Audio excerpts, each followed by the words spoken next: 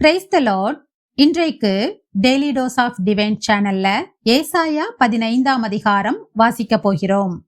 இந்த அதிகாரம் இஸ்ரவேலின் அண்டை நாடான மோவாப் தேசத்துக்கு எதிரான ஒரு எச்சரிக்கை கொடுக்கும் தீர்க்க தரிசனமாகும். மோவாப் தேசத்தின் பேரழிவும் அதனால் ஏற்படும் துயரமும் இந்த அதிகாரத்தில் விவரிக்கப்படுகிறது. மக்கள் தங்கள் பாதுகாப்பையும் நம்பிக்கையையும் இழந்து அழுகின்றனர். மோவாப் இஸ்ரவேலர்களுக்கு எதிரான நாடாக இருந்தாலும் அவர்களுக்கு ஏற்படும் இந்த கொடூரமான அழிவை கண்டு ஏசாயா தீர்க்கதரிசி மனமுருகி அவர்களுக்காக பரிதாபப்பட்டு அழுகிறார். இந்த அதிகாரம் உலகத்தில் நாம் நம்பும் எல்லாம் ஒரு நாள் மாறக்கூடும் என்பதை நினைவுபடுத்துகிறது. ஆனால் தேவன் மட்டும் என்றுமே மாறாத அடைக்கலமாக இருக்கிறார். இப்போது நாம் ஏசாயா 15ஆம் அதிகாரம் வாசிக்க கேட்போம். கர்த்தாவே, உம்முடைய வேதத்திலுள்ள அதிசயங்களை பார்க்கும்படிக்கு எங்கள் இருதயத்தின் கண்களை திறந்தருளும் சுவாமி. ஆமேன். ஏசாயா 15ஆம் அதிகாரம். மோவாபின் பாரம். இரவிலே மோவாபிலுள்ள ஆர் என்னும் பட்டணம் பாழாக்கப்பட்டது, அது சங்காரமாயிற்று.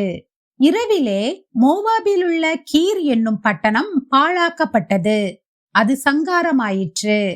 அழும்படி மேடைகளாகிய பாயித்துக்கும் தீபோனுக்கும் போகிறார்கள். நேபோவி நிமித்தமும் மேதபாவி நிமித்தமும் மோவாப் அலறுகிறது.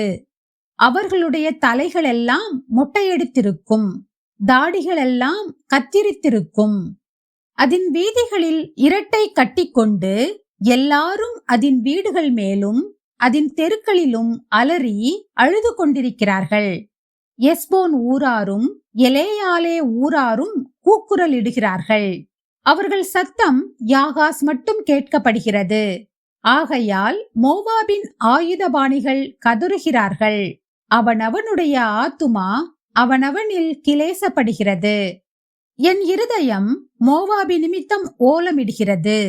அதிலிருந்து ஓடி வருகிறவர்கள் 3 வயது கிடாரியைப் போல அலைகிறார்கள். லூகித்துக்கு ஏறி போகிற வழியிலே அழுகையோடே ஏறுகிறார்கள். ஒரோனாயிமின் வழியிலே நொறுங்குதலின் கூக்குரல் இடுகிறார்கள். நிம்ரீமின் நீர்ப்பாய்ச்சலான இடங்கள் பாழாய்ப்போம். புல் உலர்ந்து முளை அழிந்து பச்சையில்லாமற் போகிறது. ஆதலால் மிகுதியாகச் சேர்த்ததையும் அவர்கள் சம்பாதித்து வைத்ததையும் அலரிகளின் ஆற்றுக்கப்பாலே எடுத்துக்கொண்டு போவார்கள். கூக்குரல் மோவாபின் எல்லையெங்கும் சுற்றும். எக்லாயிம் மட்டும் அதன் அலறுதலும் பெரேலிம் மட்டும் அதன் புலம்புதலும் எட்டும். தீமோனின் தண்ணீர்கள் இரத்தத்தால் நிறைந்திருக்கும். தீமோனின் மேல் அதிக கேடுகளை கட்டளையிடுவேன். மோவாபிலே தப்பினவர்கள் மேலும் தேசத்தில் மீதியானவர்கள் மேலும் சிங்கத்தை வரப்பண்ணுவேன். கஷ்ட நேரங்களில் நான் முதலில் யாரை நாடுகிறேன்? உலகத்தையா, தேவனையா?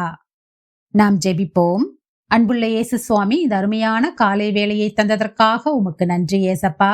இம்மட்டுமாக எங்களை பாதுகாத்து வழிநடத்தி வருகிற தயவுக்காக உமக்கு நன்றி ஏசப்பா. நீரே எங்கள் உண்மையான அடைக்கலமாக இருக்க வேண்டுமாறு ஜெபிக்கிறேன். எந்த சூழ்நிலையிலும் உம்மை மட்டும் நம்புகிற விசுவாசத்தை எங்களுக்கு கொடுத்தருள வேண்டுமாறு ஜெபிக்கிறேன் அப்பா. எந்த காரியமாக இருந்தாலும் உம்மை மட்டுமே விசுவாசித்து உம்மிடத்தில் கேட்டு பெற்றுக்கொள்ள எங்களுக்கு கிருபை தாரும். இயேசுவின் மூலம் ஜெபிக்கிறேன் பிதாவே. ஆமேன், ஆமேன். நாம் அடுத்த நாள் வேத வாசிப்பில் சந்திப்போம். God bless you.